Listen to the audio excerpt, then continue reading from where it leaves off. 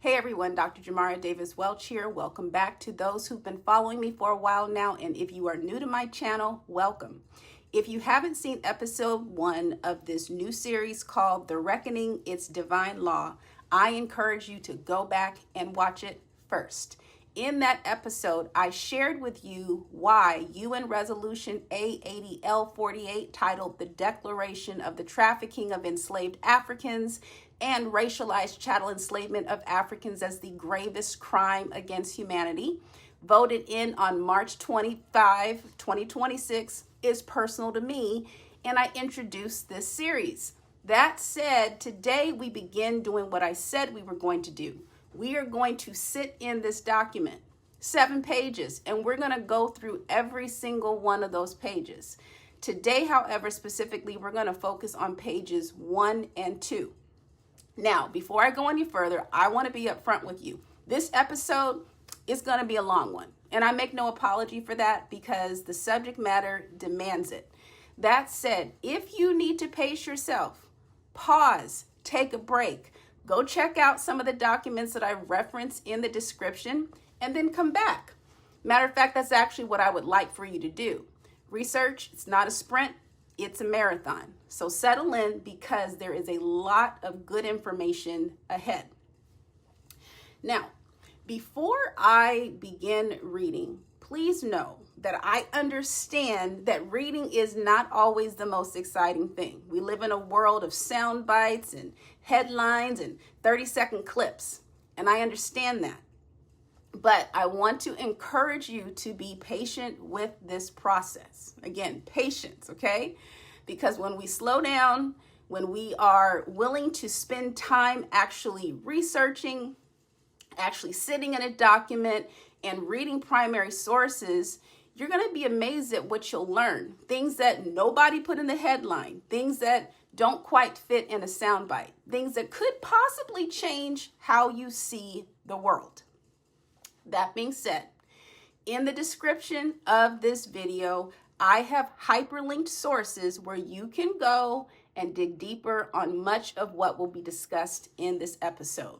Because I don't want you to just take my word for it. I want you to be equipped to find it yourself. With that, let's read. Okay, here's the document. Again, it is hyperlinked in the description.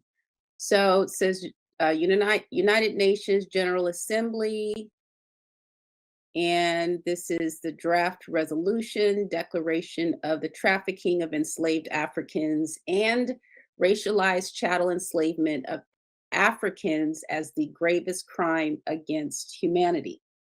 The General Assembly, recalling the aims, purposes, and principles of the Charter of the United Nations, we're going to talk a little bit about that later on, reaffirming the Universal Declaration of Human Rights, which proclaimed that no one shall be held in slavery or servitude, and that slavery and the slave trade shall be prohibited in all their forms. Reaffirming also the principles of equality and non-discrimination in the Universal Declaration of Human Rights, and encouraging respect for human rights and fundamental freedoms for all without distinction of any kind, such as race, color, sex, language, religion, political or other opinion, national or social origin, property, birth, or other status. Underscoring that the International Covenant on Civil and Political Rights, we're going to talk about that too, reaffirms the prohibition of slavery and the slave trade, and that both the International Covenant on Civil and Political Rights and the International Covenant on Economic, Social, and Cultural Rights, we're going to talk about that as well, reaffirm that recognition of the inherent dignity and of the equal and inalienable rights of all members of the human family is the foundation of freedom, justice, and peace in the world, and the International Convention on the Elimination of All Forms of Racial Discrimination. I think we're going to talk about that one too, which states that all human beings are equal before the law and are entitled to equal protection of the law against any discrimination and against any incitement to discrimination, reaffirming the Durban Declaration and Program of Action, which acknowledged that slavery and the slave trade, including the transatlantic slave trade, were appalling tragedies in the history of humanity, not only because of their abhorrent barbarism, but also in terms of their magnitude, organized nature, and especially their negation of the essence of the victims, further acknowledging that slavery and the slave trade are a crime against humanity and should always have been so, especially the transatlantic slave trade, and welcoming the 25th anniversary in 2026 of the adoption of the Declaration and Program of Action, underlining its resolution 68-237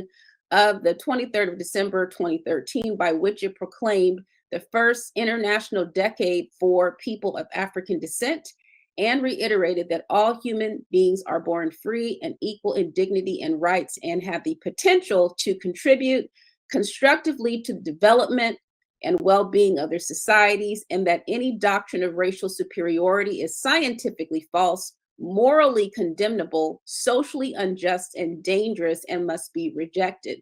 Together with theories that attempt to determine the existence of separate human races, and welcoming the proclamation of the period of 2025 to 2034 as the second international decade for people of African descent.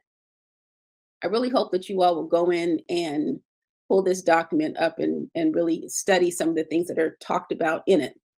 Recalling the commitment set out in its Declaration on Future Generations. We're going to talk a little bit about that as well.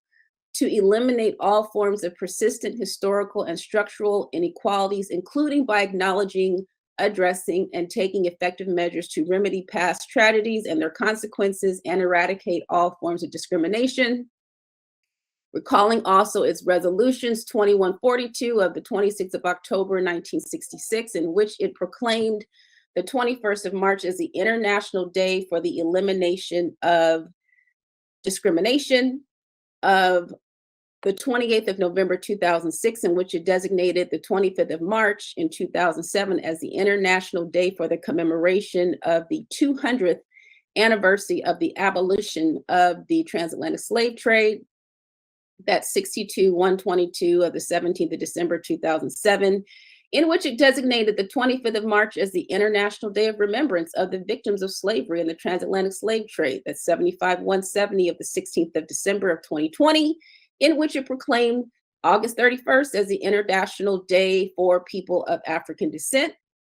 That's Resolution 78-323 of August 13, 2024, in which it proclaimed July 25th as the International Day of Women and Girls of African Descent, and recognized their significant contribution to the development of societies and the importance of ensuring their full, equal, and meaningful participation in all aspects of life. That's Resolution 8106 of the 5th of December, 2025, in which it proclaimed December 14th as the International Day Against Colonialism in all its forms and manifestations. We're going to talk about that as well. Recognizing how little is known about the 500-year-long period of colonialism, the transatlantic slave trade, and its lasting consequences felt throughout the world, and condemning in the strongest terms the crimes committed during the colonial era.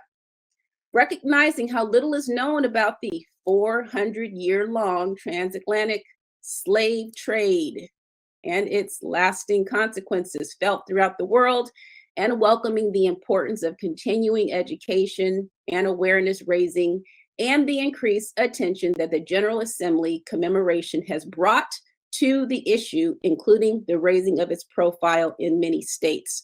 We're going to stop there. I just wanted to go through these first 2 pages, and with that, we're going to go in and look at some slides. Now, let's talk about what we just read. Before I get into some slides, I want to remind you that everything I reference in the slides are hyperlinked in the description. I've tried my best to find credible sources so that you don't have to start from scratch.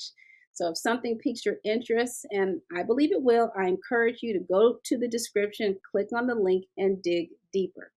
Now, let's unpack what we just read, because there are several things that I want to talk about And I also want to be transparent with you, as a lot of these things are new to me. This document introduced me to things that I had not heard of before.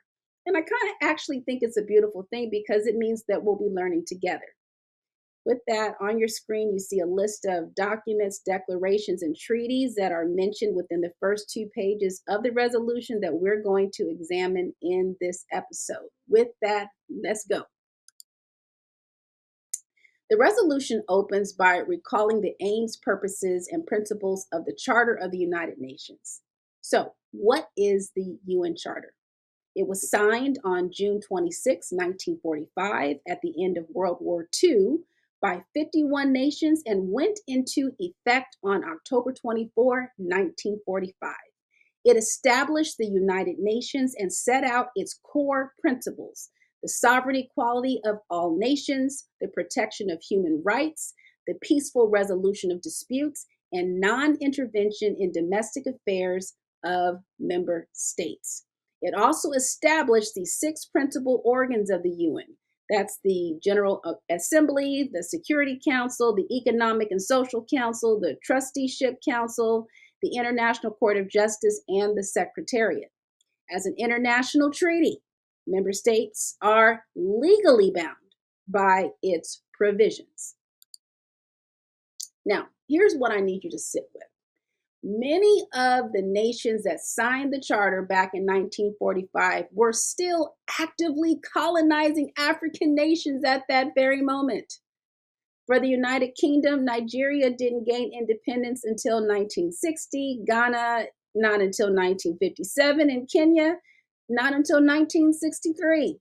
For France, Niger didn't gain independence until 1960. The same was so for Burkina Faso, also in 1960. And for Belgium, the Democratic Republic of the Congo didn't gain independence until 1960. Speaking of which, we're going to talk more in an upcoming episode about the atrocities of King Leopold II of Belgium. Additionally, Rwanda and Burundi, also under Belgian colonialism, they did not gain their independence until 1962. These nations, these colonial powers, helped write a document about human rights and sovereignty while simultaneously denying both to African people. The hypocrisy is not new, it's foundational. As I mentioned earlier, the documents that I'm talking about, they are linked within description, and I encourage you to go in and read them. And as you are reading them, I want you to ask yourself about many of the principles. Ask yourself if many of these principles were being honored for African people back in 1945. Next, the resolution reaffirms the Universal Declaration of Human Rights, proclaimed by the UN General Assembly in 1948 as a common standard of achievement for all peoples and all nations. It declares that no one shall be held in slavery or servitude. And I want to highlight a few specific articles. Article 4 is where it says no one shall be held in slavery or servitude. Slavery and the slave trade shall be prohibited in all their forms. Article 5, no one shall be subjected to torture or to cruel, inhumane, or degrading treatment or punishment. Article 7, all are equal before the law and are entitled without any discrimination to equal protection of the law. Article 8, everyone has the right to an effective remedy by competent national tribunals for acts violating the fundamental rights granted by the Constitution or by law. And get this is back in 1948, nearly 100 years after the Emancipation Proclamation.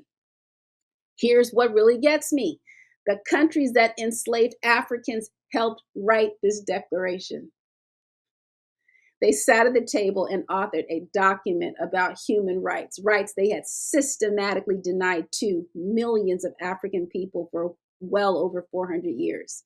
And when you understand that context, the resolution's decision to reaffirm this document is pointed. It is deliberate. It is saying, you made these commitments, now live up to them. Now, before I go further, let me be clear. I am not an attorney. I'm an instructional designer and consultant by profession. To my point, I don't claim to understand all of the dimensions of international law. That said, what I'm sharing with you is my understanding. Again, this is my understanding based on my research into these documents. All of that said, if there are attorneys or legal scholars watching who have a more precise or accurate understanding of any of the things I'm talking about, I welcome your feedback as I am not above correction. Please, I just ask that you be nice in the comments. My goal is always accuracy, always truth. So if I get something wrong, please tell me. That is how we all get better. That said, let me explain what it means to ratify something because the word is going to come up several times and it's important that we are clear about what it means. Essentially, when a country ratifies a treaty or covenant, it means that they have formally agreed to be legally bound by it. It's not just a signature at a ceremony, it's a legal commitment. It's a promise with some teeth, or at least it's supposed to be. The International Covenant on Civil and Political Rights was adopted in 1966 and has been in force since 1976. It is a legally binding treaty where 172 or more state parties formally commit to protecting individual rights, including the right not to be enslaved, the right to life, freedom of thought and religion, the right to a fair trial, the right to vote, and the right to equality before the law. The United States ratified this covenant in 1992, and then in March of 2026, voted against a resolution that was affirming those very same rights for the descendants of enslaved Africans. I'll just let that sit there. But let me go a step further because I actually went and read the reservations that the United States attached when they ratified this covenant. And what I found was revealing. The United States declared that Articles 1 through 27 of this covenant are, and I'm quoting directly, not self-executing. Now, what does that mean? Essentially, it means that even though the United States signed and ratified this international human rights treaty, American citizens cannot walk into a U.S. court and invoke it. It has no automatic legal force in American domestic law. They signed a treaty guaranteeing human rights and simultaneously made sure it couldn't be enforced against them at home. And on Article 7, which prohibits cruel, inhumane, and degrading treatment, the United States reserved the right to define that only according to their own constitutional standards, not international standards, their standards on their terms. So let me make sure I understand this correctly. You ratified an international human rights covenant.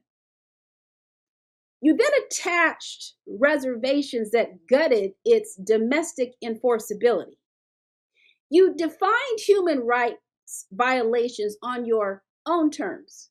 And then about 34 years later, you voted against a resolution affirming the rights of the descendants of the people you enslaved.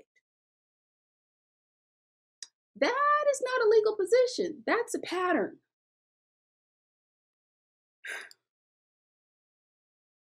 Now, before I go further, I want to speak directly to something because I've heard some in the FBA community say that Ghana has no business leading this conversation, that this is about American reparations specifically. And I want to lovingly but clearly push back on that. Yes, American chattel slavery was brutal, real, and specific. Absolutely, there's no question about it. Approximately 400,000 souls were trafficked here to the United States. One of the distinctions of U.S. chattel slavery was its reliance on domestic forced reproduction to fuel the expansion of slavery, particularly after the United States put an end to the importation of slaves. That took place in about, I believe it was 1808. They didn't ban domestic slavery, but they said we're not going to import slaves anymore. This again is around 1808. Now, with this ban in place, the system transformed enslaved women's reproductive capacity into a primary economic asset known as capitalized wombs or breeding women. Cruel, specific, brutal. But the Caribbean also, their chattel slavery was also brutal, real, and specific. Around 4 million enslaved Africans disembarked in the Caribbean. In fact, the 1661 Barbados Slave Code set the model for dehumanization. Often considered the first comprehensive slave code, it established a legally codified, racialized model of chattel slavery that defined Africans as property rather than humans. This framework, which permitted extreme violence and dehumanization, served as the legal blueprint for other British colonies, including Jamaica and South Carolina.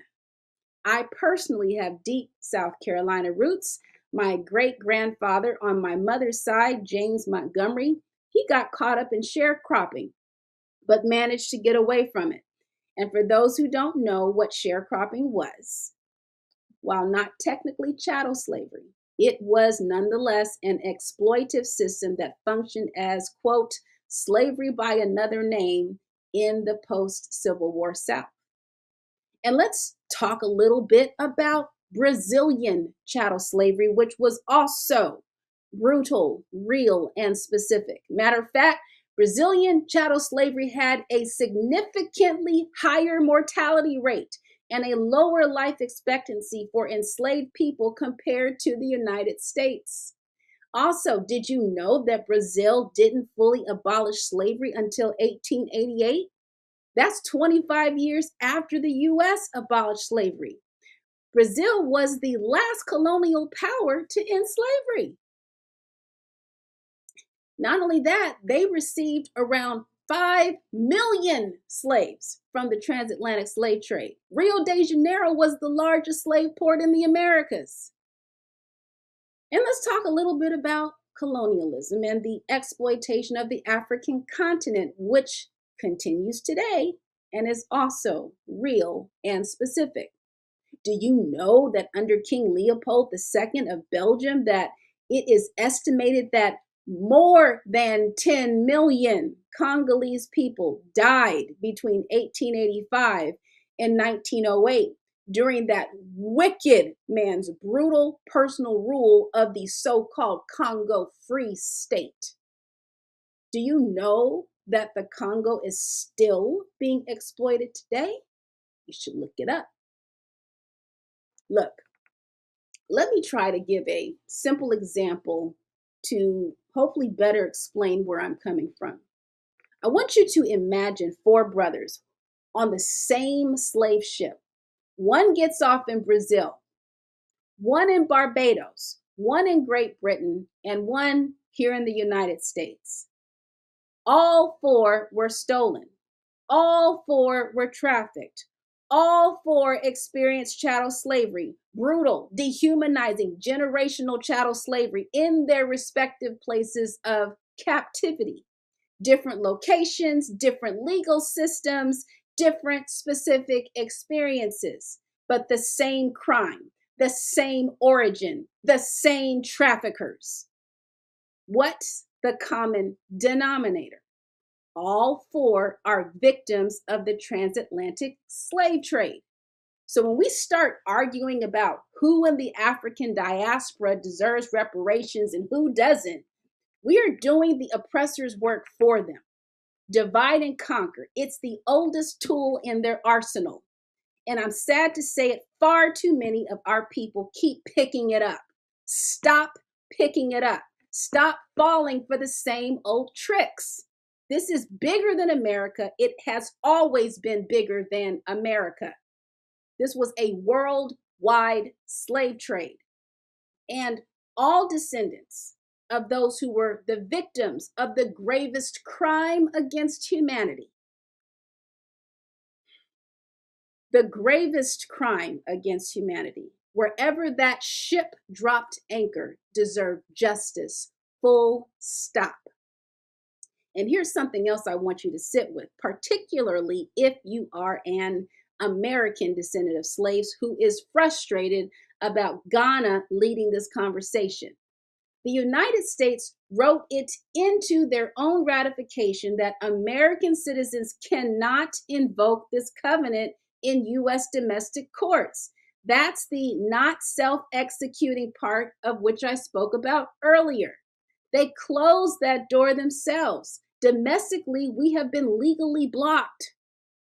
So when Ghana stands up at the United Nations and advocates on behalf of Africans and the entire diaspora, they are doing something that the American legal system has structurally prevented us from doing for ourselves within its own courts. Stated plainly, we need an independent international voice precisely because the U.S. closed the domestic door. That is not Ghana overstepping. That is Ghana doing what our own government won't. The companion document to the ICCPR is the International Covenant on Economic, Social, and Cultural Rights, also adopted in 1966 and in force since 1976. Where the ICCPR covers civil and political rights, this covenant covers economic, social, and cultural rights. I want you to think of them as two sides of the same coin. Specifically, it guarantees the right to work and just working conditions, the right to Social Security, the right to an adequate standard of living, including food, clothing, and housing, the right to the highest attainable standard of health, and the right to education. Now, here's what I find particularly significant within the context of reparations. This covenant requires states to take steps to the maximum of their available resources to achieve the full realization of these rights.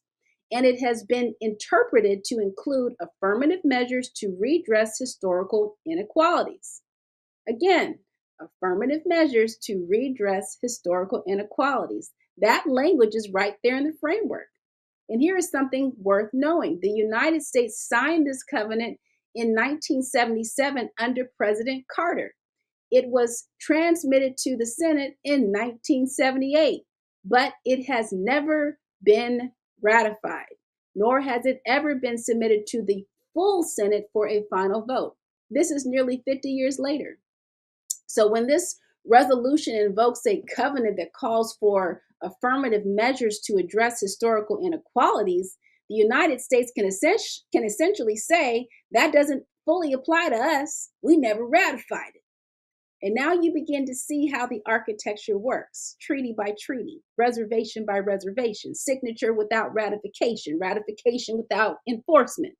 Layer by layer, a system carefully constructed to gesture toward human rights while ensuring accountability never actually arrives. Next, the International Convention on the Elimination of All Forms of Racial Discrimination, known as ICCPR, adopted by the UN General Assembly on December 21st, 1965, and in force since January 4th, 1969. This is a cornerstone human rights treaty. Nations that ratify it commit to eliminating racial discrimination in all forms, legal, social, and institutional. It defines racial discrimination as any distinction, exclusion, restriction, or preference based on race, color, descent, or national or ethnic origin that impairs human rights. It covers civil, political, economic, social, and cultural rights. It is monitored by a committee of 18 independent experts, and it includes a mechanism allowing individuals to submit complaints regarding violations. And here's the part I want you to pay attention to. It requires states to take concrete measures, including affirmative action, positive measures to redress historical inequalities. There it is again. Affirmative measures, redressing historical inequalities. The United States ratified ICCPR in 1994, but with significant reservations, including, once again, a declaration that its provisions are not self-executing. In other words, we'll sign it, but we reserve the right not to fully apply it at home. Consider this as sort of a built-in escape hatch, a pre-planned exit. They knew when they signed it that they had no intention of fully honoring it at home. Sound familiar? It should, because it is the same energy, in my opinion, when I look at the EU statement after the recent vote on the resolution, and they said, and I quote, "This abstention should not be interpreted as leniency toward these abhorrent practices," end quote. You abstained, but your abstention should not be interpreted as leniency. But more on the EU's formal statement at a later date. Now, this one I need you to pay very close attention to, because this is where the pattern becomes undeniable. The resolution references the Durban Declaration and Program of Action adopted at the World Conference Against Racism held in Durban, South Africa in 2001. This is a comprehensive UN document, a global blueprint to combat racism, racial discrimination, xenophobia, and related intolerance. It is victim-centered. It recognizes slavery and the slave trade as crimes against humanity. It acknowledges that colonialism has led to lasting racism and inequality. It calls for reparations and reparatory justice. And it urges concrete improvements in education, employment, health, and justice systems. This was just roughly 25 years ago. But here is what the resolution doesn't tell you, and what I'm telling you now. The United States and Israel walked out of that conference. Two of the three countries that voted no to the resolution on March 25th, 2026. Now, I want to tell you why they walked out. Their concerns were specific. Draft documents and speeches from various delegations sought to classify Israel as a racist apartheid state. There were also concerns about inflammatory materials present at the accompanying NGO forum. Interestingly, the U.S. under Secretary of State Colin Powell expressed genuine regret over the decision to walk out, but deemed it necessary because, in their view, the conference had been derailed from its core purpose. Those concerns are documented, but here is the question that I want to leave you with.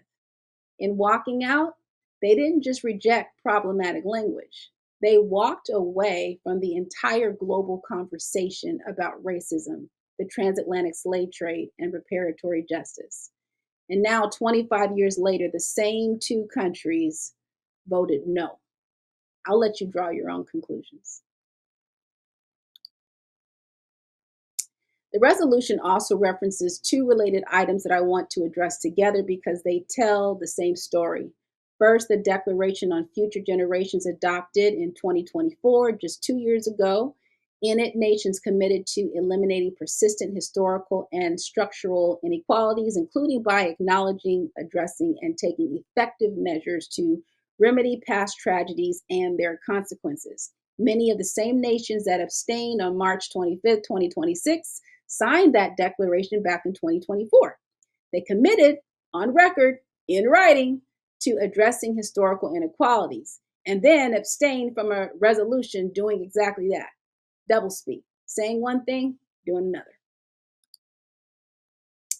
Second, the International Day Against Colonialism in all its forms and manifestations, proclaimed just this past December 2025, 3 months before this March 2026 vote. It was established to promote decolonization, uphold self-determination, and raise awareness of the consequences of colonial rule. And I want you to think about this carefully. All of the major colonial powers, such as the UK, France, Germany, Belgium, the Netherlands, Spain, Portugal, abstained from the March 2026 resolution. And some of them today are still practicing what we now call neo-colonialism through predatory debt structures, through unfair trade agreements, through the extraction of natural resources with minimal benefit to African nations. You know what? Let me say something about that directly, because that right there could be a form of reparations. Stop with the predatory lending. Forgive the debt. How are you going to extract resources from those nations for pennies on the dollar and then have the nerve to lend that same money back to them at ridiculous interest rates? Are you crazy? Must be out of your mind. Forgive the debt, return ownership. For example, all you colonial powers sitting on African mines right now, give them back. And if you want to continue extracting resources from those nations, pay a fair price, a real price, not a colonial price, not a price designed to keep African nations dependent and indebted while you profit. That is what reparations can look like in practice. It doesn't always have to be a check. Sometimes reparations looks like returning what was never yours to take in the first place. Sometimes it looks like canceling a debt that never should have existed. Sometimes it looks like fair trade instead of exploitation. But instead, they abstained.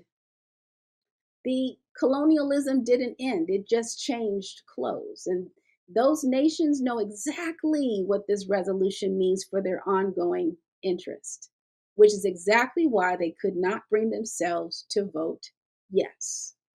Follow the money. Always follow the money. I realize that I've said a lot, but before we close today, I want to bring us back to where we always come back to, and that is Scripture.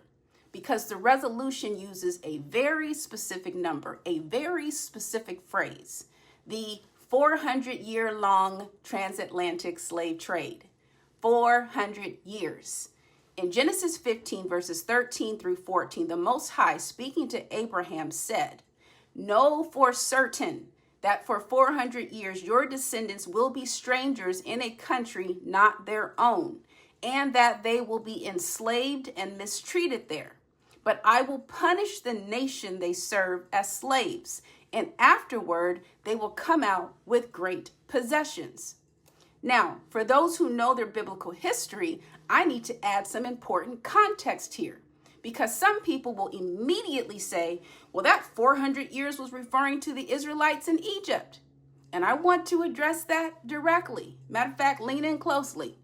The ancient Israelites, the Israelites of the Bible, were not enslaved in Egypt for 400 years. Let me say that again. The ancient Israelites of the Bible were not enslaved in ancient Egypt for 400 years. This has been documented.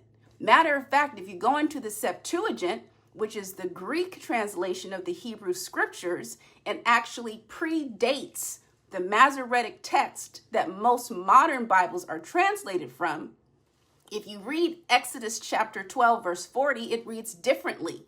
It says the children of Israel sojourned in Egypt and Canaan for 430 years. Not Egypt alone, Egypt and Canaan, which means that 430-year period was split.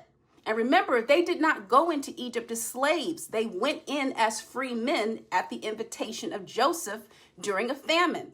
That enslavement happened gradually over generations after a Pharaoh arose who did not know Joseph. So when looking at the Genesis 15 prophecy of 400 years, it doesn't cleanly match the initial Egyptian sojourn, especially when you use the older Septuagint text. Then going back into Deuteronomy 28:68, which I referenced in episode 1, where it says, Yah will send you back in ships to Egypt on a journey I said you should never make again. That wasn't talking about another Israelite slavery in ancient Egypt. That was in reference to a future slavery, a post-Moses slavery, if you will. Now, let me provide some additional context. In Hebrew, Egypt is called Mitzrayim, and the Hebrew root of that word carries the connotation of bondage, confinement, a narrow and restricted place. Egypt, or Mitzrayim, is rooted in the idea of being in straits, being hemmed in, being held captive. Further, the ancient name for Egypt wasn't even Egypt. It was Kemet, or Kemet. Many of you already know that, which means black land, named after the rich, dark soil of the Nile. The name Egypt came later through the Greeks. So when the Most High is speaking to Abraham in Genesis 15, where he said, your descendants will be strangers in a country not their own, I personally believe that the slavery that's mentioned in Deuteronomy 28 and Genesis 15 are one and the same. This so-called Egypt, or condition of being hemmed in with no way out, I believe, as well as others like me, believe was the transatlantic slave trade. It was this 400 years of captivity in lands not our own. Now, this is my understanding, rooted in my own study of scripture and history. I know others read these texts differently, but this is what I see. If you have a different view, that's fine. I'm just sharing with you what I see. To me, all of this is not coincidence. This is prophecy happening right before our eyes. And again, it's amazing to me. It's being fulfilled in real time, including the March 25th, 2026 vote at the UN of the transatlantic slave trade being the gravest crime against humanity. I also want you to notice something else. God didn't just prophesy the captivity. He prophesied the punishment of the nations that enslaved them. And he prophesied that they would come out with great possessions. Stated another way, can you say reparations? With that, we are still here. We haven't forgotten. We will never forget. This is divine choreography, and we're going to keep going deeper. With that, salama and barakah, and I will see you in the next episode.